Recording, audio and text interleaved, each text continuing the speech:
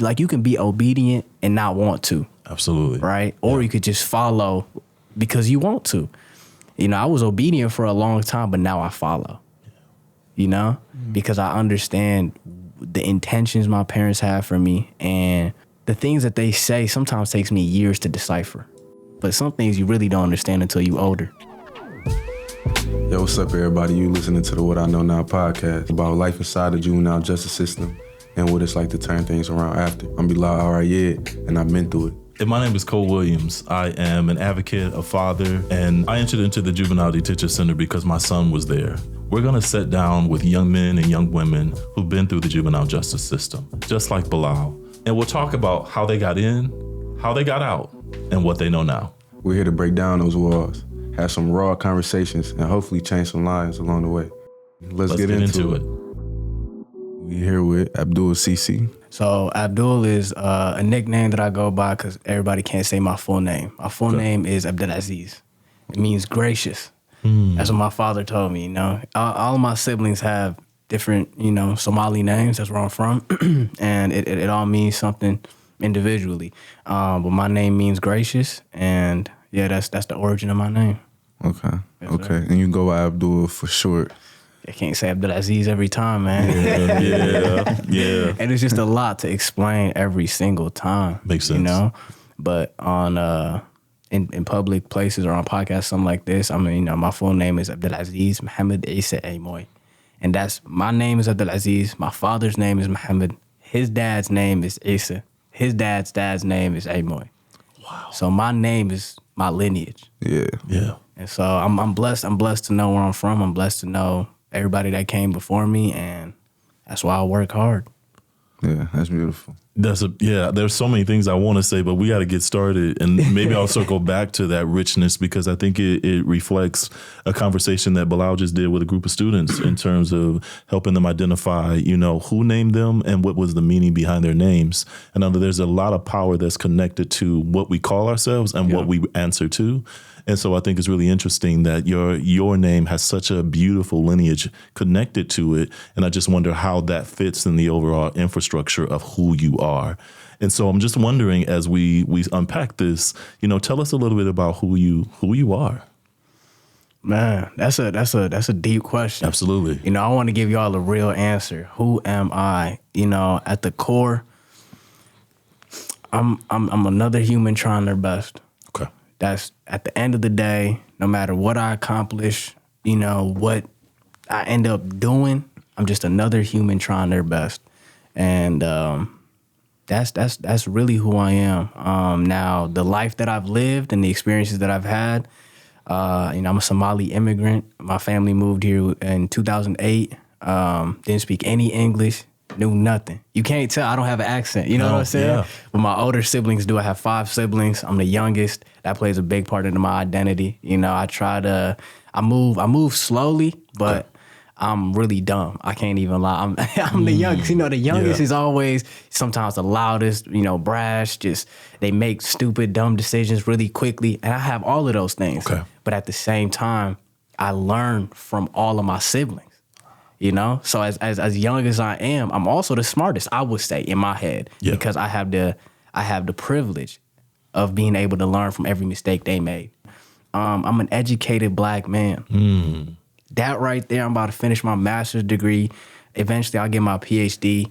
I'm an educated black man, and that's so I gotta say that. You know, because there's not that many of us out there, and it just feels sometimes like you alone.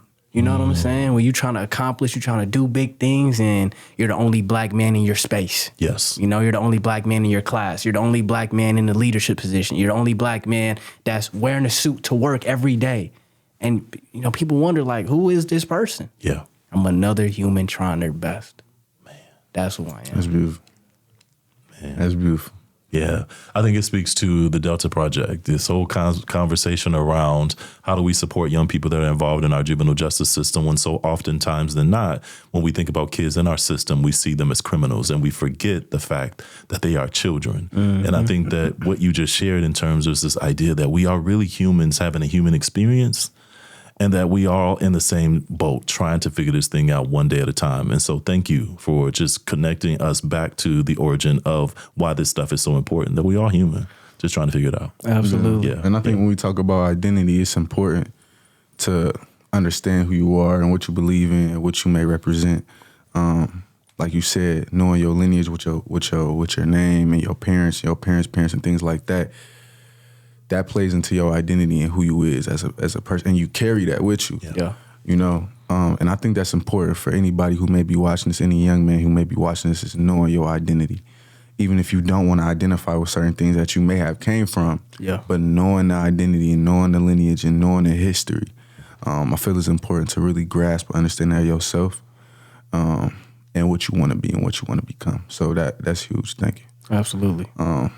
As we know a little bit more about you and stuff like that, I can't help but ask, like, can you share a little bit about your journey, how you here now? I know you involved with the trio and help represent underrepresented people in schools and higher education and things like that. But can you tell us how you got there and what does that mean? What does it mean for you to have a title like that? Yeah. So, man, I didn't know I was gonna end up here. You know what I'm saying? I had goals and dreams. I wanted to be a YouTuber, honestly. Like I made content for 5 years. I wanted to travel the world and be a coach. You know, I wanted to just make videos online that help people, get clients. I had a online coaching program that I built out. It was a 6-week program. I wanted to teach, you know, and I wanted to travel the world. I didn't want to be, you know, locked to a specific place. Okay. You know, like as a teacher at a high school, it's like you can only teach the kids at that school. So I was like, I want to be able to teach as many kids as possible. And YouTube was the platform, or Instagram, you know. So I really tried to get into the social media game and make content. That kind of went. I worked at it for like 5 years. I ended up getting like 4,000 some subscribers in my channel, which is, you know, it takes a long time. Yeah, I was gonna say that takes a while. You know, and I made over like 1,000 videos. So I was really pumping out videos at least one a day for 2-3 years. Wow. So that did something for me. Number one, it helped me learn how to speak. Because when you on camera and you got a script and you trying to present yourself a certain way, you got to be locked in. And I wanted to make good content. I didn't want to just be an average, like this is what I wanted my life to be. Okay. So I was trying to take my craft seriously. And during that time, I was enrolled at Grand Valley. I was getting my bachelor's in psychology, and I was just working.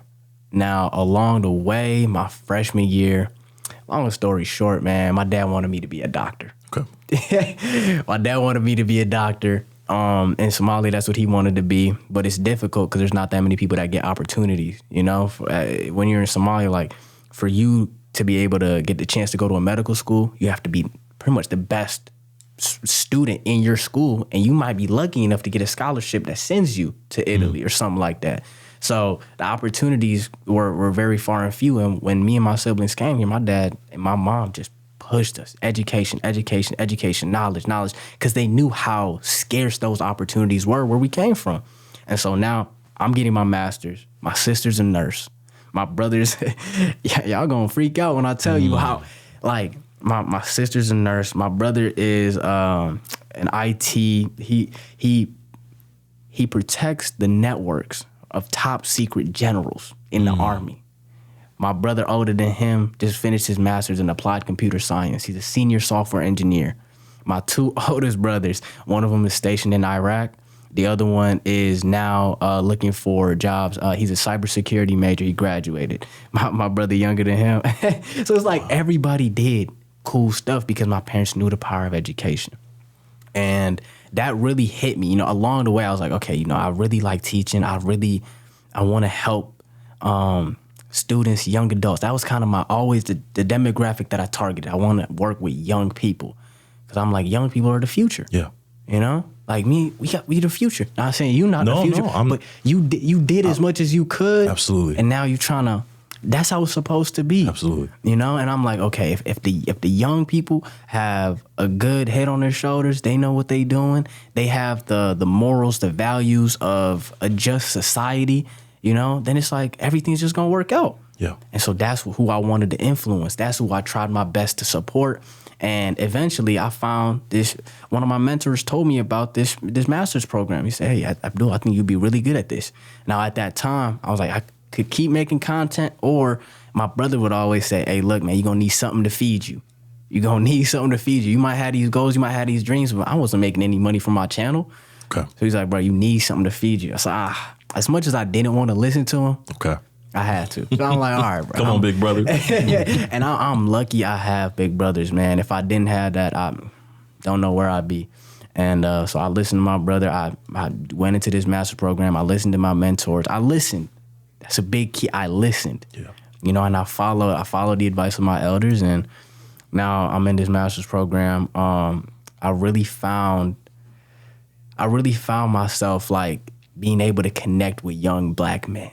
I found that we had this little, there was this shooting that happened at Alger Middle School. I think either last school year, somewhere along the summer, something like that. And that's where we hosted these youth village nights. Wow. So there was like a partnership that the city of Grand Rapids did with Grand Valley, and they had these, they called it the youth village night at Alger Middle School, the same place that the kid got shot at. Right, and I'm there because Grand Valley brought me and like 6-7 other staff, and we were just doing college prep stuff. You know, some of the kids were seniors, some were juniors, some were showing up. They were middle school, so we had all the games, and for like 20-30 minutes, we would do something college related. Okay, and the kids weren't really listening to anybody but me. Mm-hmm. You know, I just maybe it's my gift, maybe it's my passion, maybe it's how I talk, maybe it's what I say. I don't know what it is. I can tell you, but go ahead. But that I controlled the room like nobody else. And they listened, they followed, and I was able to actually help them. We were playing like financial literacy games, and I could see that they were receiving what I was saying. And again, amazing mentors that I have saw that. They noticed it. And later on, they were like, okay, Abdul, what do you want to do? You're about to graduate. This is my final year for my master's program. And so I'm looking for jobs constantly, trying to find something. And along the way, I see this TRIO position. TRIO is a federally funded program. It's funded by the Department of Education. And the money goes to help middle and high schools in, they call them, what do they call them? What's the word? High need schools. Okay. High need schools that often don't have that much funding, and you need somebody from the community or from an external. Like, although the TRIO program is at Grand Valley, we don't recruit students to come to Grand Valley. Okay. It's just a college prep program. They can go to any college, and that's the point of what we do. And so now I'm at the high need school, and oftentimes these high need schools have Black students, Latin students, and underrepresented students, right? And I don't even like that term. Yeah, I don't either. But it's like that's just terminology, right? And my entire job is to teach them about college, teach them about I honestly was at Burton Middle School today, man, and this school is beautiful. These kids, just beautiful kids, man, beautiful kids. And I told them, hey, look, my entire job is to make sure you know your options. You have options. You don't have to be a YN. You know, and that man, so I show up in a suit. It's a middle school. Nobody else was in a suit. I didn't see one person in a suit. Every teacher in there was a superhero. I hope they noticed that. Yeah. Because I remember my 4th grade teacher. I'm sure you probably might remember yours. My 4th, my 2nd, yeah. You know what I'm saying? All those teachers are superheroes. And I know in that student's mind, they probably see me as one. So I show up as a superhero, and this my little, you know what I'm saying? Mm-hmm. Okay. So I go into this school, man, and I show up and I tell them about their options. I help them see, okay, look, these are all the different colleges that exist. I didn't know HBCUs existed. Yes. Like there's more options than whatever's just in your local city. You know what I'm saying? There's options where you can really be not the minority. Ever. You don't have to be that way. You know, there's schools where you are appreciated. Where the DEI department isn't there to make sure you feel welcome. The entire school is meant for you. Yeah. It's an HBCU. This is historically Black college for you. You know what I'm saying? I never knew that. I didn't know they existed. I would have gone to one for sure, 100%, but I didn't know. And so now I'm just making sure that they have the opportunity. They know about the options. We do tutoring, study skills, networking. You know, at one point or another, they got to know how to wear a suit. Don't button both buttons, only the top one. You know what I'm saying? Don't wear white socks. Make sure you always have dress socks on. All the stuff that I had my mentors, you know, show me. And you could just, you know, take them on field trips. You could help them apply for college applications, you know, all the stuff. Yeah. And yeah, so that's what I do now. And I have 3 schools, Burton Middle School, Ottawa Hills High School, Southwest Middle High. And there's other advisors on our team, and they have other schools, and across our entire program, my boss, hey, boss, this is for you. Trio Educational Talent Search. Okay. That's the whole name, you know, and there's other Trio programs. And at Grand Valley, we have 11 other programs that are, you know, called Trio, but they have their own little thing. So yeah, Educational Talent Search. I tell all these kids that you talented. Yeah. I came here looking for you. Wow. You know what I'm saying? I do talent search. Yeah. And you the talent that I was looking for. That's what I tell them. And they get so excited. You know what I'm saying? I just needed to feel how special they are. They gotta know. Well, there's so many levels to what you're saying, right? Because you're also shifting narratives and paradigm shifts, right? When we think about how children think about education, the homes that they come from, when they're thought about or think about education, and this idea that I am talent, that I am important enough that someone will come and see me and see my gifts and want to help water it to help me grow. Yeah. Right? That's beautiful, because quite often than not, when we talk about children that come from the communities in which the schools that you go to, they don't really often get that kind of watering. And so I think that's really powerful when we talk about shifting the narrative and how kids see themselves. There's so many questions I have, so I want to be mindful. But I think one of the questions that keeps resonating in my head as I'm listening to you talk is that you said something that stood out to me. You don't know why that those kids at Alger, why they found themselves drawn to you. But I think when you originally spoke, you said something about you were drawn to them at a certain age. You found yourself drawn to them. And so I think part of what is happening is that there's that mirror effect, that you were called to connect with them. And then, you know, you talk about listening. So when you're called and you listen and you go to where the places that they are, then they get to see and they get to hear. Yeah. And so I think that's it, man. That's why, because you were called to it and you heard it. Yeah. Yeah, when I heard that as well, I feel like the why is your why. You know, the why they feel is your why. You know? Yeah. But I heard... hold on. Let them sit with that. Yeah. No, that hit me. Let them sit with that. You know what I mean? Yeah. Let them sit with that. Yeah, they could see that I mean what I'm doing. Yeah. Like, this isn't just for show. This isn't for money. I really care about each one of them for real. Exactly. Another thing I can't help but to see is your passion and your determination when it comes to everything that you're talking about, everything that you're doing, everything that you is about, that I can clearly see. As a black man, because you very openly vocal about being a black man in America, being a black man, wanting to be a successful black man, becoming a successful black man, and all the successful black men that's around you.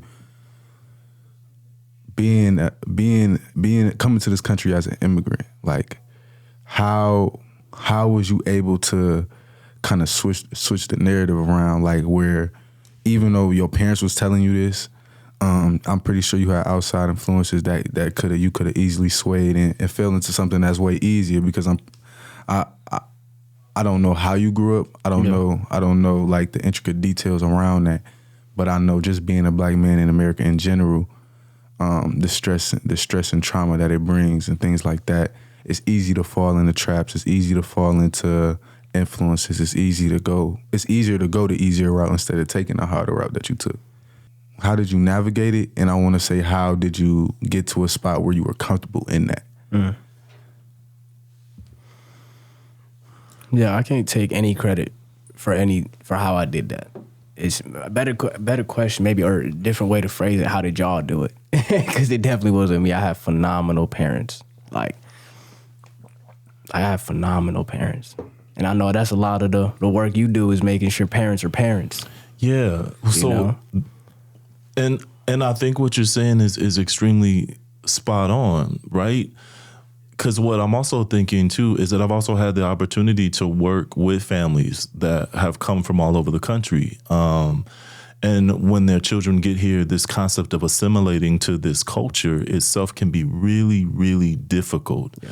And depending on what communities that they are brought into and have to assimilate to, their peer structure can be really, really difficult and can align to culturally what they may have seen on television or what may have heard about Black Americans. Yeah. And so what I heard you say that I'm wondering about is that where your family kept something threaded together in the fabric of your family unit that the assimilation couldn't penetrate, if that makes any sense, right? Yeah. Because that's kind of what I'm hearing you say is that, I came here, you could have assimilated to the culture, but for some apparent reason, like you just said, it wasn't you, it was your village, your family came and you were a family. Yeah.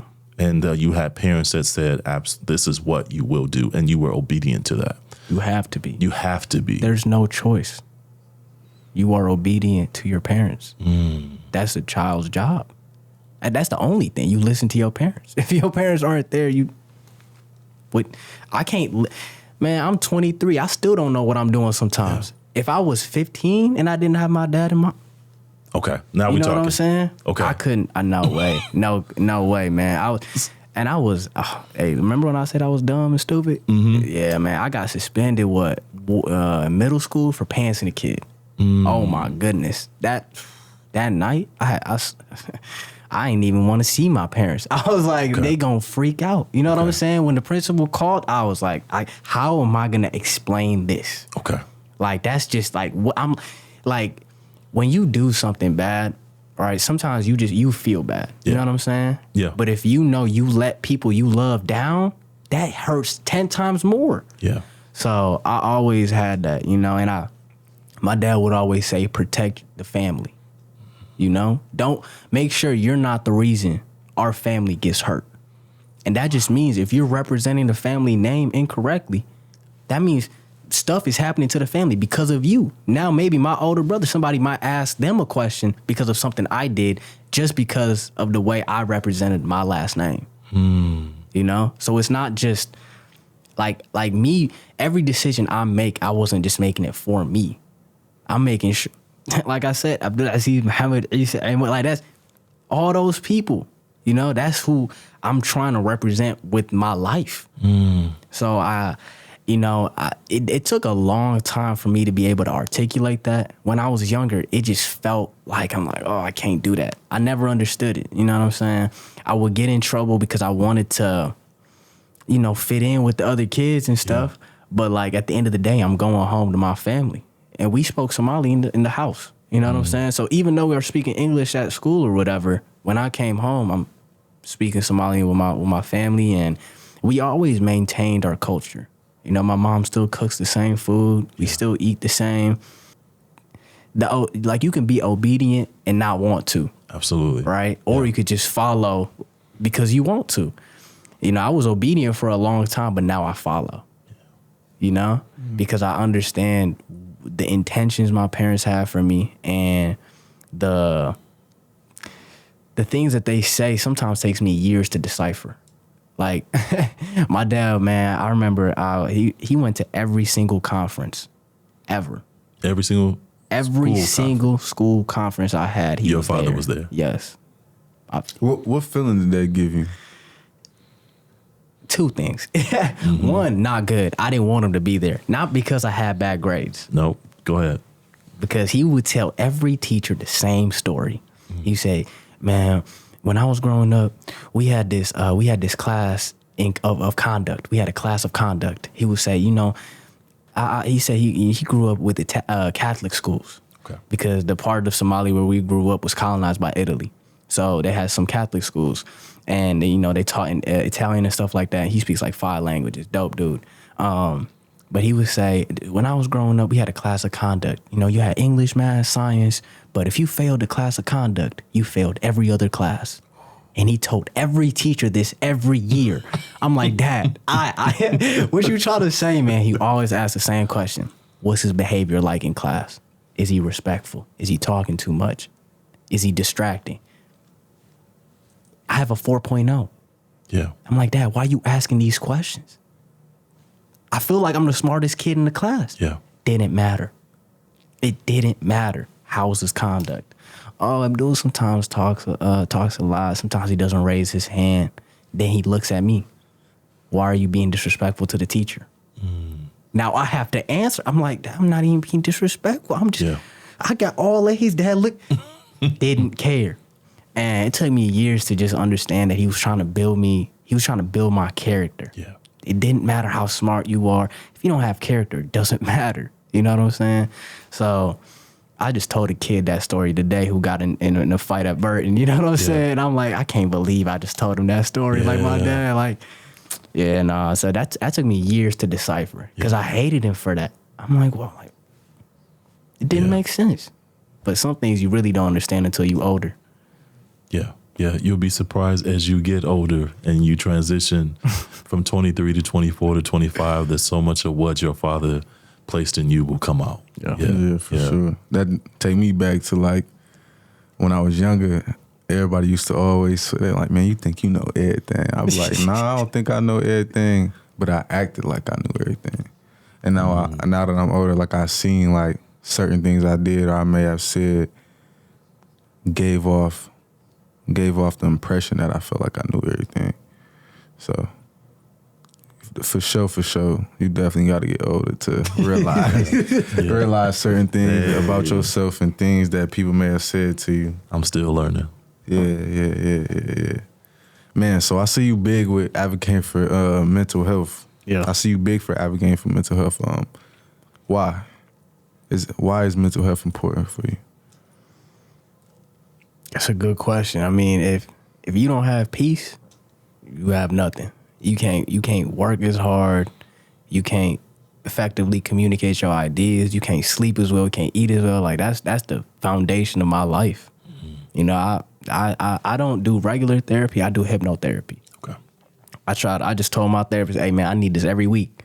And, like, and for the people who may not know, what is hypnotherapy? So this is just what I receive. Everybody, do what works for you. 100%. Get the help that you need. Yeah. For me, I like being able to feel like I'm talking to myself. I honestly don't want somebody else's opinion. I don't want somebody else's thoughts. I want it to feel like I'm talking to myself because I know what I need at the end of the day. It might just be covered by layers of emotions. So I just need somebody that's going to be able to just calm my spirit down. That's kind of what happens in the first part of the session. Like you might spend 10 minutes just getting into a meditative state. And, you know, and you just kind of being guided through a meditative state. And then you reach this place where you don't feel those strong emotions as much. And then he'll ask me different questions like, okay, so what's going on? And then I'm just spilling, pow, pow, pow. And you got to have a person who you can be honest with 100%. Like actually say every thought you have without trying to censor it, without trying to. That's why I like talking to myself because I'm like, if I don't want somebody else to know all that stuff. I'd rather just be by myself. But you know, then it'll get to a point where I believe in energy more than anything else. I believe in energy. Sometimes you don't need to say words. Sometimes you might not be able to describe a feeling, you know. But you can be able to put a shape to it. So he'll ask me, okay, where do you feel it? I feel it in my arm, for example. Okay, does it have a shape? Okay, it's a circle. Is it rough? Is it smooth? No, it's actually jaggedy. Yeah. And then he'll say, does it have a color? So now you just put tangible descriptions to an emotion that you might not even be able to describe. And like I said, I believe in energy. And one of the modalities that he uses is called Reiki. And Reiki is just like the flow of universal energy through the person that's helping you to you. And it just kind of, like, I believe in energy. So it's like, it doesn't always have words. You know, I can't scientifically prove what's happening, but I always feel better at the end of the day. Why is that so important for you as it relates to not only just your own care, right, peace and mental health, but the work that you do going into schools and serving the kids that you work with? I can't let my baggage affect my ability to help. You know, that's a big thing we're learning through my master's program right now too. How much you have to be able to, like, as a helper, you have to help yourself first. And I know how hard that sometimes is, because there's competing conflicts and this, that, and the third, and you know, you want to eat and sleep and you tired, but I gotta make sure I'm taking care of myself, and I'm not perfect. You know what I'm saying? Sure. And it takes some time before I actually reach out for help, and I'm getting better at that, like every other person. But it's really important because I am so much better at my job when my mind isn't caught up somewhere else. You know, when I could be present with this person right here, with y'all right here. I have no other thoughts right now. I'm right here. I need that. Yeah. You know what I'm saying? That's why it's important. Okay, good. Yeah. And what would you, I want to take a second to pause and for everybody to understand, even those who may think of therapy and mental health as something that's a specific service for specific people. The man that we sitting with right now, great family structure, great morals, great discipline, great ambitions. You, especially for a black man in America, for you to have all of these things. Some would say let's also include 23. And you're 23 years old. Some would say you perfect, right? If you know, some would say this, sure. Right? But for a man like you to understand that you need therapy and that you need to take care of your mental health, that's big. That's bigger than maybe even acknowledging that you need therapy. You know what I mean? That's huge. So no matter who you is, no matter what you're going through, everybody should seek to get therapy. Everybody should seek to take care of their mental health state. Absolutely. And that's something I'm trying to work through as well, like understanding what I need and what may work for me with mental health and therapy as well. So the fact that you know that you need that, and you know, I commend you for that. So yeah, I just want to give you your props to that. Man, sure. And I'm excited because right now I'm going through stuff, right? Yeah. So the therapy is there to help me go through it. But I'm excited when I'm not going through stuff and the therapy's still there. Oh yeah. See that you unlock a different level. Yeah. Cause sometimes like you not going through stuff and life is just, you know what I'm saying, just stagnant kinda. But it's like when you go to therapy intentionally, and every therapy is different, right? Like with my person, I have a specific person. Like literally I've been going to this dude for like the last 3-4 years. You know what I'm saying? So he understands me, he knows me, and I'm like, all right, bro, look, next session, I want to just when you put me in that meditative state, ask me questions about my future. I want to think about my future. Because sometimes you get caught up in the past, I'm going through this happened, blah, blah, blah. But when you can spend therapy thinking about your future. Yeah. You know, falling in love with what you want to create. Yes. And that, man, I'm excited for that. Well, something you just said that is also a big thing that comes up for men in particular, particularly black men, when we talk about therapy, is gendered. Who versus going to a man versus going to a woman. How did you pick? Oh, before I stop, we can stop. Before I can stop. Because I went. My bad. I'm sorry. That's a great question. But you said you spent 7 years focusing on mental health. Like what it meant to you, understanding your mental health and stuff like that. That's a big dedication to 7 years. Like, yeah, that's a lot of years and that's a lot of time and that's a lot of dedication to a certain topic. And I kind of want to mix that question with the question he asked. Mm-hmm. No, that's phenomenal. Cause I tried to. I'm a systemic person when I think. You know, so there's different facets of life. You know, there's money, career, health, relationships, and then personal. I thought to myself, okay, what could I spend? I don't know. I was like 15, 16. I'm like, all right, man, what do I need to figure out first? should I make money? Should I figure that out? 'Cause I'm looking through all my siblings. You know what I'm saying? I'm seeing what each one of them focused on. Like, one of my brothers is rich. I'm like, okay, he got lots of money, but I see what he did first. No. Then I look at my other brother. I'm like, he seemed really happy, content, got a good group of friends. No, like, I thought, I should figure myself out first. I gotta figure myself out. How do I think? How do I feel good? How do I study? How do I learn? How do I understand things? How do I communicate? And I put mental health in that category of things that I had to do first to understand who I was or who I wanted to be. And that was the first thing that I thought was the most important thing. 'Cause I'm like, once I got that figured out, now I'm just like, okay, now I'm just a really dedicated, happy, healthy person who's just trying to make more money versus the other way around. You know what I'm saying? You're answering questions I don't know if people. Let me take. I feel like I got to take a break just to process. No, because what I heard you say is exactly what every young person does.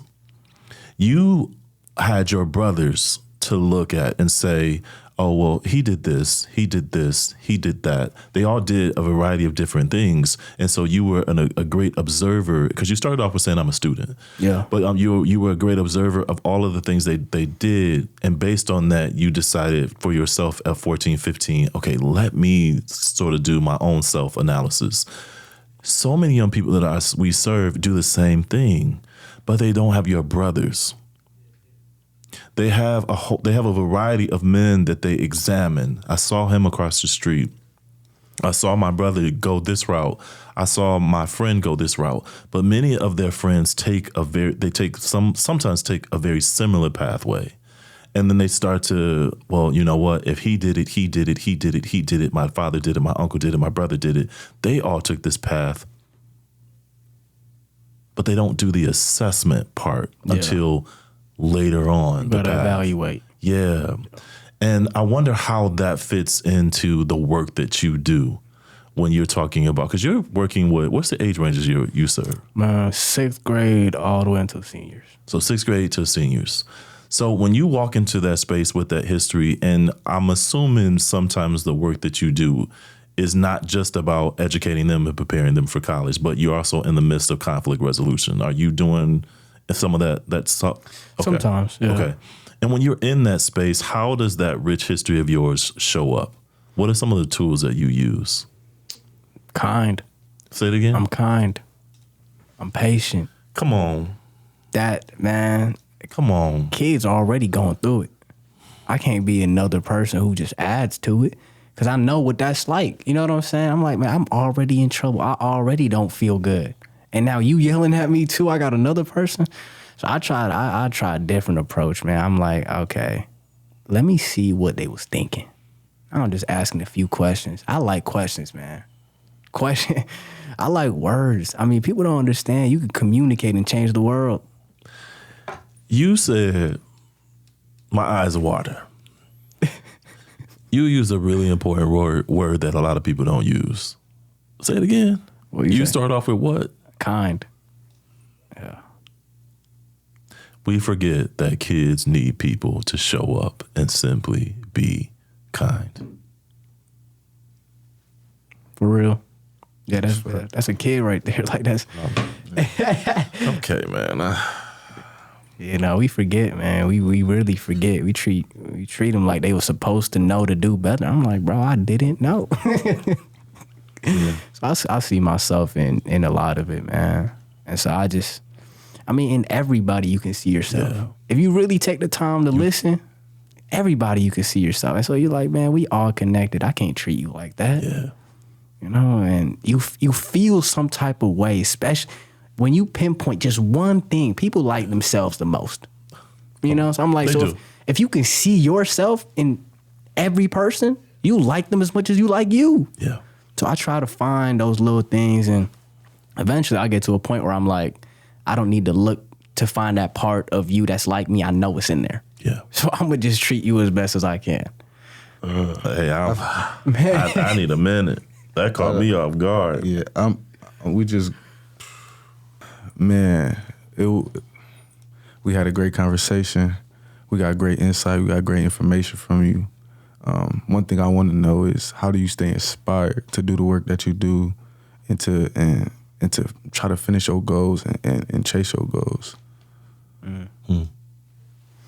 I got this. I got a guide. I call it the Intentional Transformation Guide. Come on, talk about it. And this is one of the things that was in my program. I don't sell it no more. I don't teach it no more. I was like, I tried for 5-6 years to try and get people to buy. I'm like, they wasn't really in. So now I just do it for myself. You know what I'm saying? Like, I got to a point now, I'm about to graduate, and I'm like, okay, it's a new chapter in my life. And for every new chapter, I try to intentionally always create the next scene I'm trying to see. I'm treating my life like it's a movie. Like, okay, the next scene, if I close my eyes and I visualize, what do I want to see? And I try to make that as clear as possible, and I write it all down. Okay. And then from there, just fall in love with it. Fall in love with it, man. Because then, like, imagine that girl, that first love. You would do anything for her. It don't matter what it was. Don't get me started. You would get me started. You would do anything. Yeah. You thinking about it constantly because you in love with it. Yeah. So I try to I fall in love with my future to the point where I wake up, that's the first thing I think about. It consumes my mind. I'm obsessed.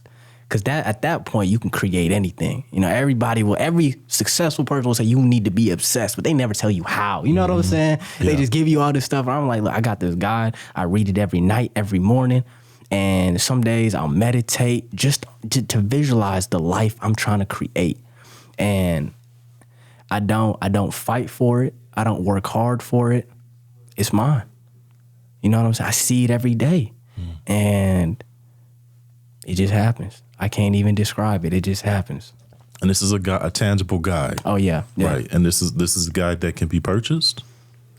I guess. You wanted to purchase it? Yeah, $5. $5, man. I'll put a little template. So we've got a program called Boys to Mentors. Okay. And Bilal and Nick Williams, who's not here with us today, they run the group. And we work with a group of young men at Next Tech High School. We work with a group of young men at Southeast Career Pathways. And in addition to that, agencies contact us and say, we've got a young man who's really struggling to find his path and his identity. Can you guys connect with them and work with them through this Boys to Mentors program? So I would like to say that we'd like to purchase this guide. Wow. Because we would like to offer it and give it to our students. Because I think that you are a living testament, the epitome of what is possible. And I think in the world that we live in today, possible, imagination, curiosity, hope. But what you just said is kindness is not always there. And if we could package, if you could give us a part of what you walk around with every day, we want to be able to support that. So, and it could, I firmly believe it could help change lives and change narratives, for sure. Man, thank you. Yeah, I got y'all, man. Thank you. It's been an honor. I had a list of questions that scripted questions, but the spirit is just completely something different. It's there. We don't even need. No, and what I need this. I don't. There's got to be a part 2, definitely part 3. Like you have to come back. And how can people reach you? Man, that's a good question. I got my email. You can reach me there. I work for Grand Valley, so I don't know. You want me to say my Grand Valley email or something? I mean, we could put it on the screen. We can put it on. Yeah, we can. Yeah, I got my email. I'm also a motivational speaker, so I got my website, abdulciise.com. abdulthespeaker@gmail.com. If you want me to come speak at anything, I speak for or to with into the minds of young adults 18 to 25. You can go as low as 6th grade. Oh, we know how to reach you. Yes, sir. Thank you. Thank you. Thank you for listening. Check out our programs on the Delta Project's website, thedeltaproject.co. And be sure to follow us on Spotify, YouTube, or wherever you get your podcasts.